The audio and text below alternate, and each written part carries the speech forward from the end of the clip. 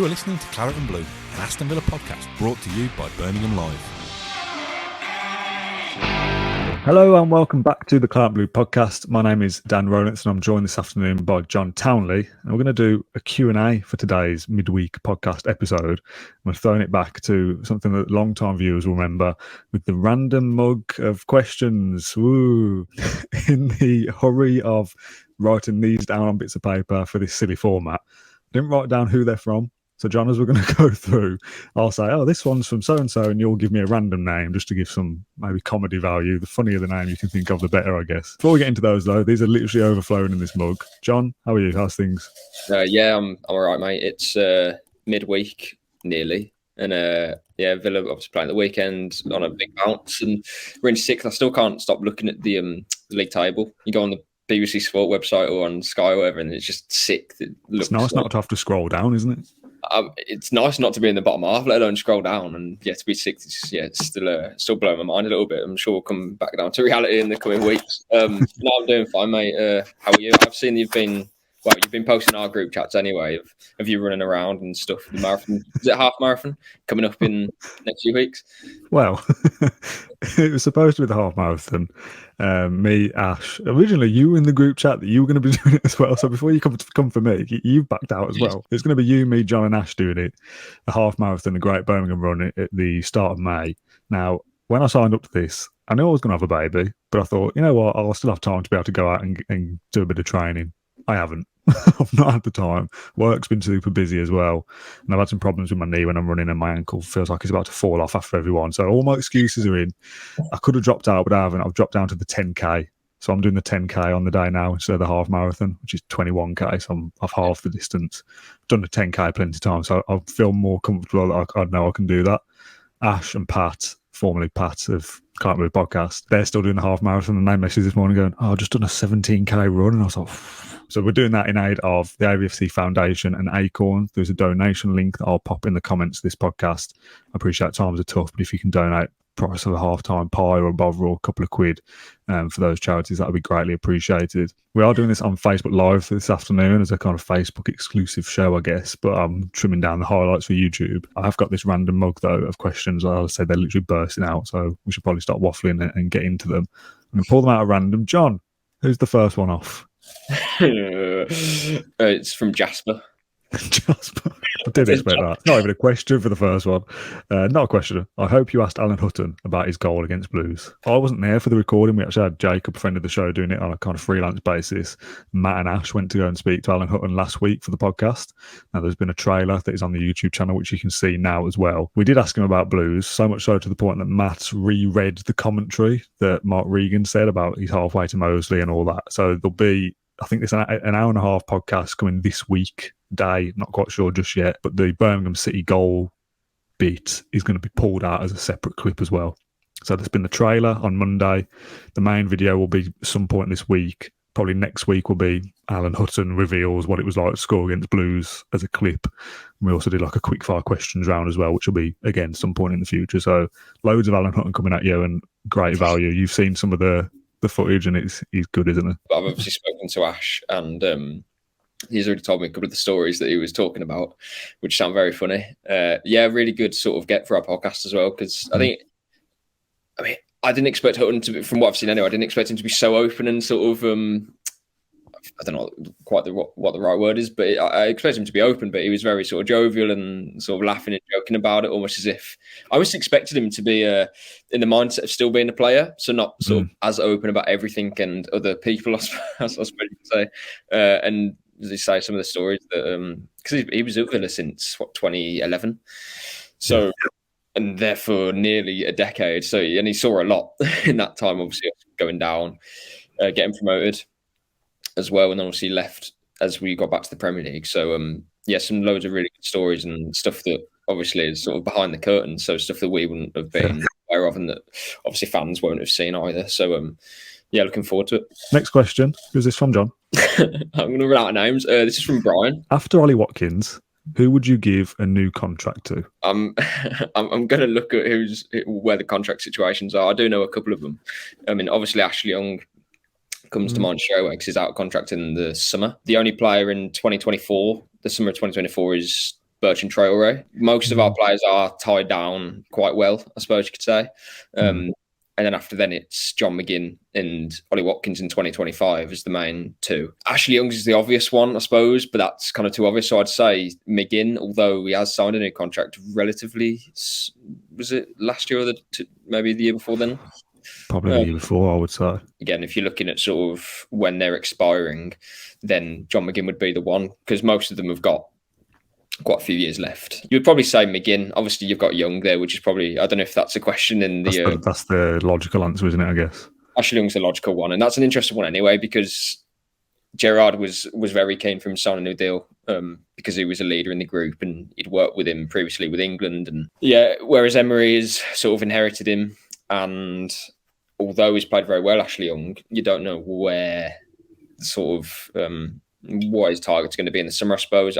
I think we'll probably go after a right back. Obviously, you've got Cash and Young. I don't think you could split them too much at the moment, if I'm being perfectly honest. There's two questions in the Facebook comments here that have real names that we don't have to make up, from Joseph and Jamie, who basically say the same thing. How many points do you think we'll get from the remaining games? We've got some hard games, said Joseph, with a picture of a newborn there. So congratulations, Joseph. And Jamie, same vein. Hi, guys. Where do you think we can finish, and how many points do you think we'll finish on? Now, I kind of go back to my prediction made halfway through the season, 19 games, we had 25 points. I said Emery will at least get 25 points in the second half of the season and finish on 50. We're on 47 now, are we? I think. Yeah, 47. So obviously we're gonna smash through the 50-point mark with 8 games to go. I would like us to now kind of rejig my target of 50 and aim for 60. So that's 13 points from 8 games, which, given Emery's on a 2 points per game, more than 2 points per game record, in theory, we could get 16 points from 18, which would put us on 63. I don't know. Whatever the maths is, I should know that. Terrible. Where that ends up in the season, in the final league table, I'm not so sure. Yeah. Top 7 would be great. Top 8, I think, is probably more realistic, I guess. But it depends what the fixtures come and who we take those points off. As we stand at the moment, you look at it and you think, well, who are the teams that can finish above us? You know, realistically, I mean, there's obviously more than 2, which Liverpool and Brighton, the sort of main 2 that I'm thinking of. But I'd like to think we could finish above Chelsea and Fulham. I think it's between Liverpool and Brighton and us, sorry, for European football. And I know Brentford are there. Again, we do play them in a couple of weeks, and if we lose to them, then we might be below them. But yeah, we'll have top 10. I'm sure of that. I think Fulham will drop out. We play them at home as well. If we beat them, then there you go. We've probably sealed it at that point. In terms of the games that you kind of tick off as, say, not must wins, but games that are more likely to win than others. Fulham at home, Wolves away will be tough, but you know, Wolves are a team that's scrapping for relegation. And then you've got Tottenham and Brighton at home in the last 2 home games. So there's winnable games there. And then you've obviously got Brentford away too. Difficult. I think Newcastle and Brentford are 2 very hard games. So another Russell. Maybe this one's from Russell. Another Russell through the mug. Who's it from, John? Russell, we have to say Russell. You already know him. Something a little bit different. Who's your favourite player in the current squad? I'm not prepared for this.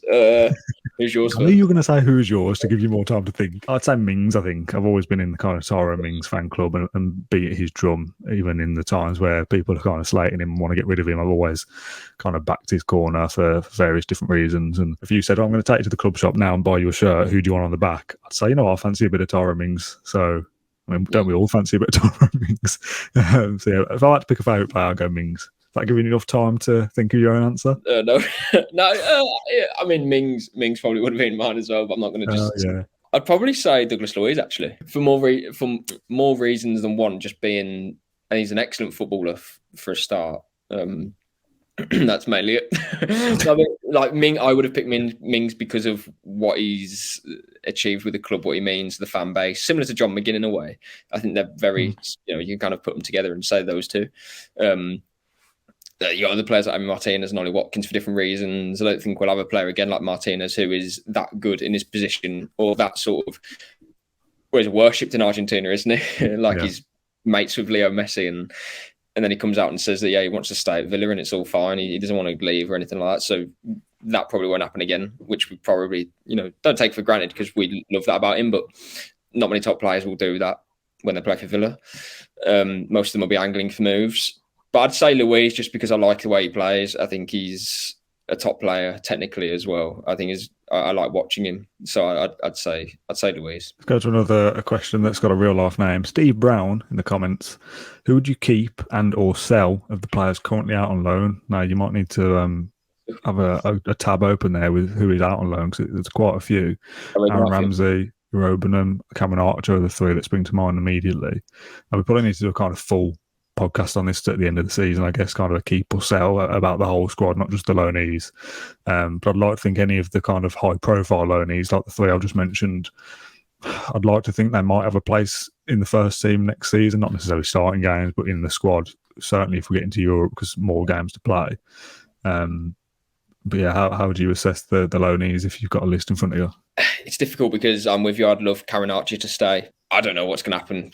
Obviously, I want him to stay around, but I can't see it because Emery's going to bring in another forward. We've already got Ollie Watkins, and Emi Buendia has proven that he can play up there as well in a different sort of, or as a different sort of profile to a number 9. Emery's going to bring in a forward. He's going to maybe bring in another winger as well. So it leaves little room for Archer. I think if we get European football, maybe that will change it because we just do have more games. If you ask me now if he's going to stay or go, I think he'd probably go because there just isn't room for him in the team, and it's sort of obviously recoup a bit of money for us too. The other ones, Timmy Rubin, I think he's probably got another loan in him. I think he started well at QPR and he's probably played well, but they've been on a rotten run, haven't they, in the second half of the season? So certainly he would have learnt lessons from that, but you almost want him to be playing in a better team. I wouldn't have thought that any of the loanees, maybe apart from Archer or Tim, stays around, to be honest. You look at like Sanson, obviously he'll go, Nakamba, Keenan Davis, Courtney House, Jaden Philogene as well. Maybe that's another one, Philogene. He's done all right at Cardiff, I think, and he's clearly a good player. But again, does he fit into Emery's system? That we'll find out. But for those players, they need to be playing football now. They're getting on to their sort of, on to like 21, 22 at that point in your career. You need to kind of, rack up your games, don't you? And whether that's in the EFL or wherever, rather than just keep going out on loan, because we've seen previously with other players that it's difficult to come back from. If you keep going out on loan, you're not settled in one place, are you? And then elsewhere in like the 23s, Aaron Ramsey, as you say, similar situation to Jaden Philogene, I think, and Finn Azaz as well, obviously playing for in League One this season, doing well. Same as Lamar Bogard. So yeah, there's probably a couple more loans to go for some of them, but then others, you kind of get to the point where a decision needs to be made on their future in terms of a permanent switch elsewhere, or are they in Emery's plans? We'll see, I suppose, over the summer. Who's the next one from, John? Bruce. Sorry. Bruce says, would you call Unai Emery an elite coach? I know everyone's probably saying yes straight away. It depends what you define as elite. It's that sort of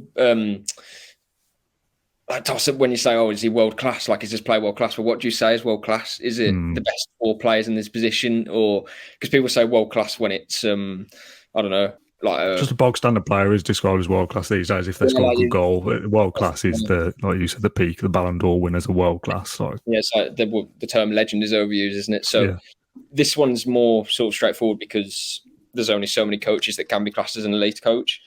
Again, is he on the same bracket as Guardiola, Klopp? Those guys who are elite, because I don't know what the word is above elite. They're the elite guys, I would have thought, and I don't think he's in that bracket. Is he in the next one? Yeah, he is. So whatever is just under elite, although I'd describe him as elite because it is elite for us, if that makes sense. But he's not. He wouldn't be a Villa, would he, if he was as good as the best managers in the world, like Guardiola, Klopp. There isn't many, but that's why they are the best. But Emery's perfect for us. We're perfect for him. He's perfect for us. So it's like it's that sort of debate of, would Guardiola keep Burnley in the Premier League? Would Sean Dyche win the Premier League with Man City? It's like, well, some coaches are just going to benefit from different squads, different players, different aspirations. So, some of the top managers need top players to play their way, if that makes sense. So although everyone says, Guardiola's only ever had a good team and he's always had great players, well, that's because the way he plays, he needs players who are the best in their position. Another question, John. Who's this one from? Oh, this is a bit of a cop-out, but we'll go with Tyrone. Tyrone. Okay, thank you for the question, Tyrone. And there's also a similar one in the comments, so I could have just gone with that, but I wanted to put you on the spot. Who should we sign in the summer? And Sean says, who is your big target, lads? I don't really like these kind of questions, and we probably will do a podcast at some point of like the top 5 targets that Villa should sign, because that's the kind of content we'll probably end up doing over the summer break. But I don't like kind of naming players and picking specifics. I saw one bit earlier about like if Leicester go down, let's go and pinch Maddison and things like that. So let's kind of tweak it a little bit, unless you want to go for a name. What kind of positions do you think are more important, rather than giving me 3 or 4 physical names? I think right back is an area that we could do that in.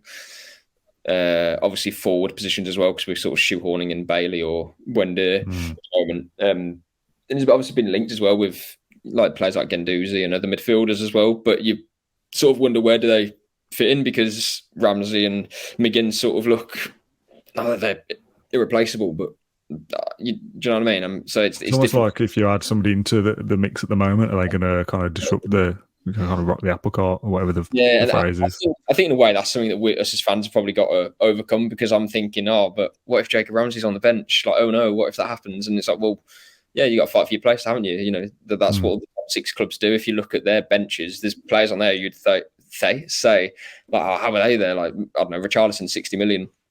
That's because you need a better squad to compete across all of the competitions. So I would say right back, a midfielder, and a forward. Ultimately, we don't actually know what he wants. I think it's another thing of saying who we would want and where we want to improve.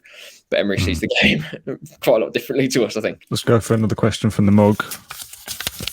This is for Raymond. From Raymond. Wow. I didn't expect that for some reason. Raymond says, I should have just wrote the names down, shouldn't I? When I was writing these from YouTube and DMs and Instagram, wherever, if I had time to write them, I should have wrote the names down. Otherwise, we wouldn't have ended up with the names like Raymond. I've guessed all of the names. Bang on. Probably no not. disrespect to Raymond, by the way, if they did send this in. Does Leon Bailey have a future at Aston Villa? And this question has been asked a lot in recent videos on YouTube comments. There's one here. Would you sell Bailey in the summer? Loads of questions about him. The post-match podcast that we did after Forest, I think we did like a whole 5-minute, 10-minute segment specifically about Leon Bailey and the kind of resurgence of Traore and Leon Bailey kind of disappearing again through injury. So probably could just rinse and repeat everything we've already said there, to be honest. But yeah, what are your kind of overarching thoughts on Bailey and his Villa future? It's difficult because he's clearly lacking confidence and he is out of form. There's a few things to it though. Obviously, does he fit in Emery's system? I'm not saying yes or no yet, because I don't think he's had long enough. I know he's had a long run in the team, but for some players it just does take longer to adapt to a system or instructions that Emery's trying to give him. Just like players develop differently. He's probably one of, or if not maybe one of the only, or one of a few, should we say, that have not taken to it yet, really. He does some things well under Emery, but ultimately, you know, when he's in the side, he doesn't produce. And that's the main thing. It's not just goals and assists, but it's what you see with your eyes, isn't it? It's his link-up play isn't quite there. It seems to be sort of one-trick pony at the moment, although when he did get the sort of one, moment, I suppose, against Forest, he pulls his hamstring, doesn't he, when he goes down the line and he shows his pace. So just at the sort of time when he was starting to sort of believe in his body again, find confidence in himself, was at the start of the season, and I do think he was getting somewhere. Over the last 5 or 6 weeks, you just haven't seen it. And again, I do think there's a player in there. His last Bundesliga season was very good. Got a lot of goal contributions, and he clearly impacted Bayer Leverkusen's push for Champions League, I think. This isn't a player that's not good enough to be in the Premier League. I don't believe that at all. I know some Villa fans have said that, and you do need a squad. If you take him out of your squad, then you've got to replace him with, maybe it's Traore, but then you've still got to buy someone else as well. So it's difficult. Maybe Traore doesn't help him really, because they're very similar. It's difficult. I think in the summer it depends what he wants to do more so than anything else. We'll be happy to keep him because we need squad depth, and Emery's clearly used him a lot. And if he wasn't going to use him in his plans, I suppose he wouldn't be playing, because we've seen that with like a Dendoncker, for example. There's been plenty of times where he could be playing instead of, I know he's had a bit of an injury, but in recent games he'd be playing instead of McGinn, and he hasn't chose to use him. Other players as well could have been playing ahead of other members of the squad, but Bailey's almost always there. So yeah, it's difficult. I think in the summer it's down to him what he wants to do, because I think we'll be okay to keep him. I'm not convinced. I've said what I said on the Forest podcast, and I don't want to repeat myself too much. I just think if we get a decent offer for him, I think it's worth cashing in. But I'm not even fully convinced someone comes in with a decent offer, because he's had his injury problems. He's not hit the Premier League, not kind of lit the Premier League alight. Maybe he goes out on loan somewhere, gets his confidence back, and then comes back and plays a role at Villa possibly. But I think if we sign a kind of forward number 10 winger striker position that's going to play up front with Watkins, Bailey's not going to get a run in the team. And if he can't keep himself fit and going to keep having this continuous kind of hamstring, G-string problem, you can't rely on him. I think that's my kind of most frustrating point with him. If you knew that when he was going to play, he was offering something, but he might get injured here and there, I'd think, let's persist with it, because he brings something to the team. The fact that he's not really bringing anything, and you can't rely on him to keep him fit either. Somebody come in with 15 million, I think I'll probably say, yeah, right, let's just take it and move on and forget it ever happened. We've spoken about Bailey enough, so let's go for another question, because there's plenty more in the random mug. And this one, John, is from Phil. Phil. Would it be too soon if Villa got into Europe this year? No, there isn't. So it's never a bad thing at all. I said on a podcast a couple of weeks ago, and it was a few hours after we beat Leicester, so maybe I was dizzy, that I would prefer to go in the Conference League, because it's like a natural sort of progression. Our squad will benefit in terms of the players we recruit, etc., from being in the Conference League next season. Sorry, I think it makes sense, because we would then be in Europe twice consecutively. You would have thought. Whereas if we got Europa League this year, we might not then be in it next year, because our league form, I think, would be ever so slightly disrupted by it. If we get Europa League, fine. I'm not complaining at all. Like, not even in the question to complain. I'm just literally talking about where are Villa going in the next 2 or 3, 4 years. We could be in Europe every season if we just do it bit by bit. I think there's too many hypotheticals in that scenario. I think that almost plays for the argument of it is too soon, because it's too soon for this, so let's get into this, and then maybe this season we'll do this, and that season we'll do that. It's too soon, but like I just take a long term. I know your point, but who would also predict Emery would have done what he'd done this season? People might be going, it's too soon for Villa to even get into the top half. Well, it's not, because we had this amazing run of form. We could have this amazing run of form next season, and too many hypotheticals, I think. No, you are right. I'm just laying out a long-term view that works in my head, but probably no one else's. Last question. Who do you want this to be? Oliver. Thank you, Oliver. He asks, any more details on Claret and Blue Live? So that's the last one. Conveniently, I left that till like the end, because I knew it'd be kind of a housekeeping section. Claret and Blue Live, I don't know whether the last time we spoke about it, but we said it was kind of in the works, and we knew it was something that we wanted to do.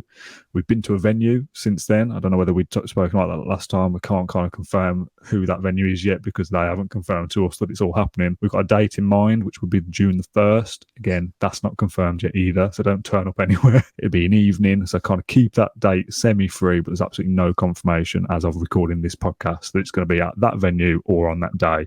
That's kind of what we're aiming for. Same kind of format as the first Claret and Blue Live. There'll be a 45-minute podcast recording for an end-of-season review. We did a mid-season review for the first one, because it was in the Qatar World Cup break.